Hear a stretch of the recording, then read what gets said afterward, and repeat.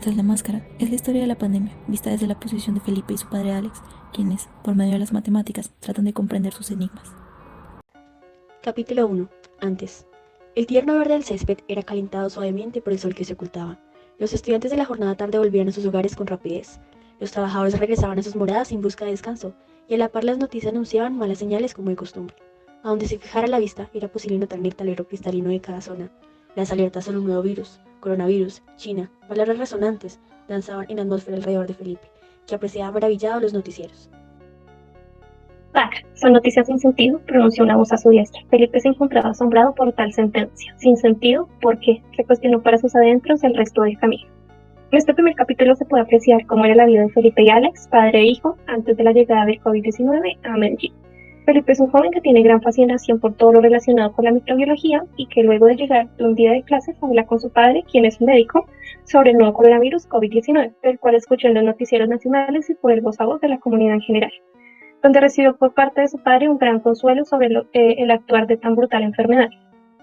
Entre los aspectos generales del capítulo podemos destacar el contexto social, ya que en el imaginario popular de la población de Medellín existe la creencia en la efectividad de las plantas medicinales para cualquier tipo de enfermedad, algo que para la curación de cualquier tipo de enfermedad, algo que se ha transmitido de generación en generación, donde no se puede dejar de lado el componente de miedo y angustia o ansiedad que genera lo desconocido, en este caso el COVID-19.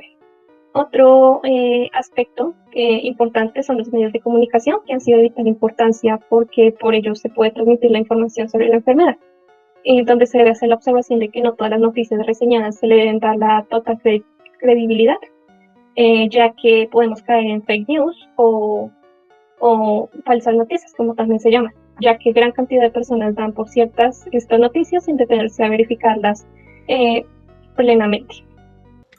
Capítulo 2. Entre nosotros. Octubre del 2020 era una época envuelta en nuevos procesos de aprendizaje.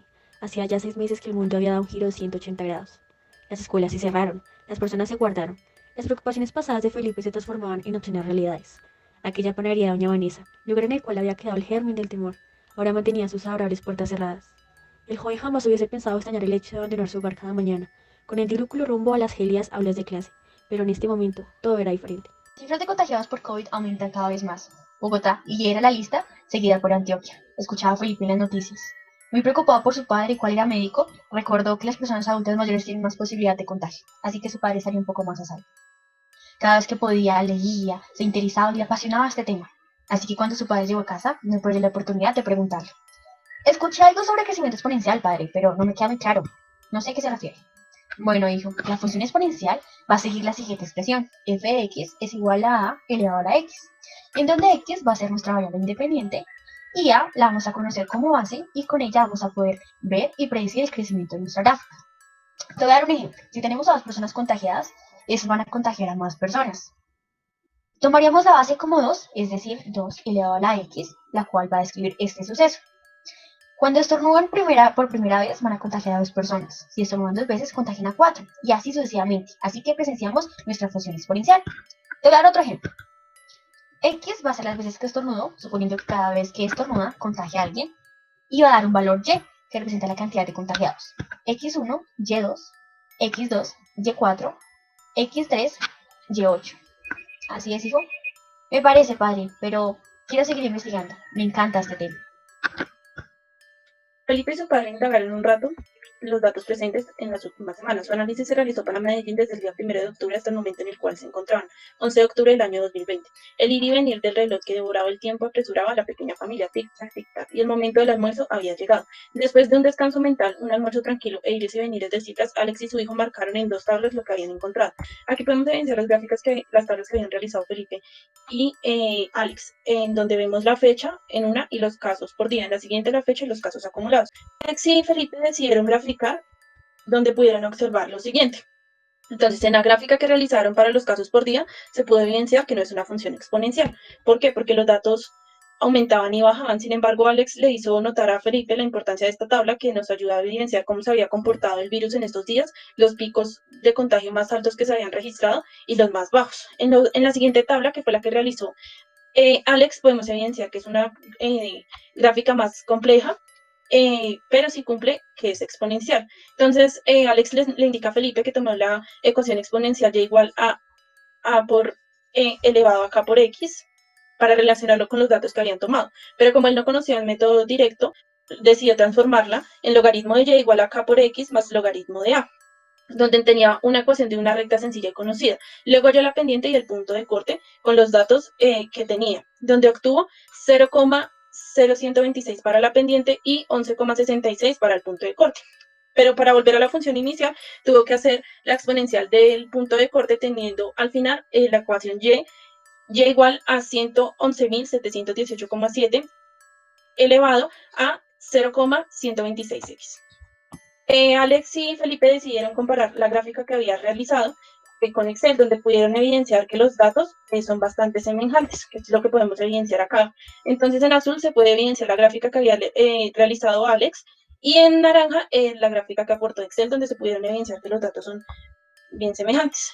Como Alex y Felipe son bastante curiosos, quisieron hacer una simulación de los contagios que se iban a presentar durante más días de los siguientes meses, donde podemos evidenciar que arroja una gráfica exponencial y además de eso que los contagios en la ciudad iban a seguir creciendo y creciendo. Los aspectos que encontramos en el capítulo 2. En este capítulo hablamos del tema de función exponencial. Para ello empezamos con la definición de función, la cual decimos que es una relación, con la restricción adicional de que a cada elemento del dominio le corresponde uno y solo un elemento del rango. Ya explicado esto, se pasó a decir que es una función exponencial, la cual es la que tiene forma de f de x es igual a elevado a la x, en donde a es una constante denominada base, y la cual debe ser mayor a 0, pero diferente de 1, y el exponente x, la cual es una variable. Después de esto se realizó la explicación de las gráficas, que por ser función exponencial tienen esta forma, y que pueden ser crecientes cuando su base es mayor a 1, y decreciente cuando su base está entre 0 y 1. Por último se habló acerca de la base e, el cual es un número irracional, que es aproximadamente 2,7182 y que es utilizado como constante en las matemáticas del crecimiento, como por ejemplo de población. Pero en este caso se utilizó sobre la pandemia, con respecto al número de contagiados. Capítulo 3. Vacuna de Colombia. Como si un oráculo se tratase, las matemáticas guiaron la senda del mundo, un destino no escrito en papel, pero sí trazado en los análisis. Meses atrás, pasando por octubre, una pequeña familia compuesta por Alex y Felipe habían decidido analizar las cifras referentes al COVID. Por aquellos días, ha deseado el joven Felipe, quien desde los inicios de esta problemática había decidido adentrarse en el tema. Echando un melancólico vistazo al pasado, en donde la panadería Doña Vanessa, que solía verse envuelta en colores vibrantes y cubierta por la albura del cielo, se hallaba ahora en quiebra. El 17 de febrero se comenzó el proceso de inmunización en el país basado en el Plan Nacional de Vacunación estructurado por el Gobierno Nacional, el cual establece 2 fases y 5 etapas. Eran los avances de las noticias del mediodía. Felipe, ahora en 10º grado, sentía la fatiga provocada por el encierro y la soledad. Si bien sus miedos habían sido apaciguados por Cronos a lo largo de los meses, aún sentía temor, y con tanto trabajo para su padre, se sentía desalentado. Ya había perdido la cuenta de las innumerables noches donde su única compañía había sido el gélido vacío.